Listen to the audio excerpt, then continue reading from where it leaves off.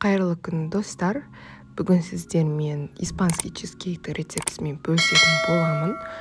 Бұл рецепт өте оңай, міндетті түрде шығатын болады.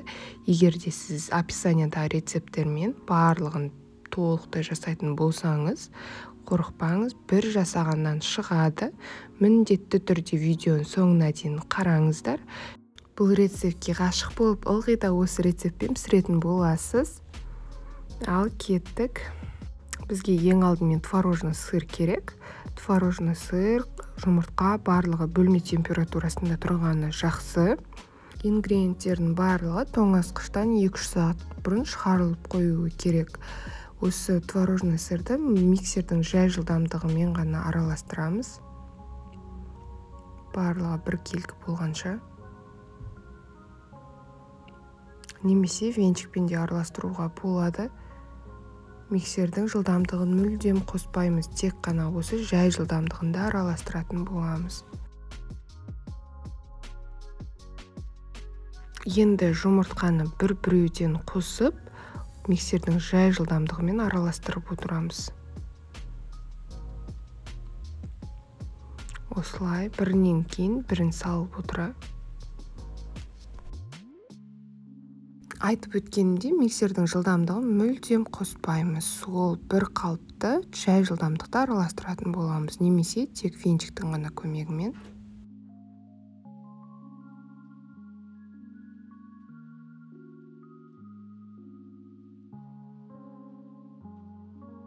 %33% клегейді құйып, тағы да миксердің жай жылдамдығымен араластырып аламыз. Міндетті түрде 30%-дан жоғары болу керек клегейдің пайызы, одан төмен болса, сіздердің чизкейктеріңіз шықпай қалады. Бір келкі болғанға дейін ғана кішкене араластырамыз, көп араластырып қажеті жоқ.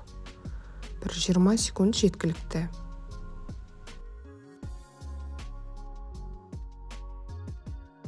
Осы кезде пештеріңізді 220 градуста қыздырып қойыңыздар.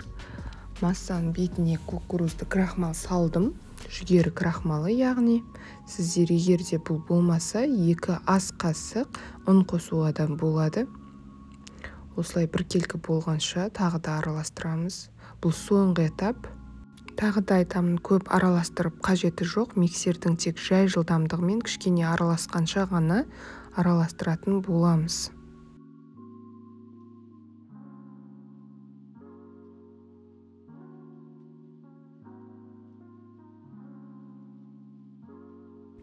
Форманы енді дайындаймыз. Форма диаметрі менде 18 сантиметр. Астына фольга және де шет-шетіне осындай пергамент бумагасын кесіп қойдым. Бұл жай ғана кольцо. Егер де 18 сантиметрлік сіздерде форма болса, соны қолдана беріңіздер бірденнен. Бұл диаметрі кішкентай, себебі менде ингредиенттер аз. Егер де сіздер 20-дан аса, 22-24 етіп жасайтын болсаңыздар, осы ингредиенттердің барлығын 2 есе көбейтіп аласыздар. Егер де осы ғана ингредиенттермен 22-24 сантиметр пісіретін болсаңыздар, чизкейктеріңіз өте кішкентай болып қалады. Ал енді бұл чизкейкті 220 градуста 40-45 минут пісіріп аламыз.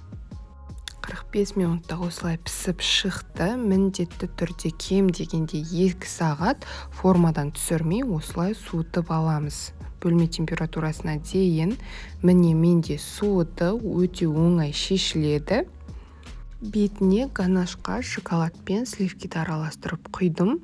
Қанша екенін описанияға қалдыратын боламын. Міндетті түрде шоколадты бетіне жаққан дұрыс. Немесе кескен кезде бетіне шоколад құйған дұрыс, өте дәмді болып шығады. Егер де сіздерде шоколад болмаса, бұл міндетті емес, өзінде кесіп жей беруге болады. Бетін әсемдік үшін осылай малинамен әсемдеп қойдым. Сіздер өздеріңіздің қалаған жидектеріңізді салып, әсемдеп беруге болады. Тегі болмаса, бұл да міндетті емес. Ішін кесіп көрсететін боламын. 220 градуста міндетті түрде ішінің бәрі толық піседі. Және де су үшін 2 сағат қажет. міне осындай өте әдемі болып шықты. Міндетті түрде менің рецептімен жасаңыздар, және де менің рецептімен жасапқаннан кейін мені белгілеуді ұмытпаңыздар. Видеоны ұнаса лайк басып комментарий қалдырып кетіңіз. Ас болсын, сау болыңыздар.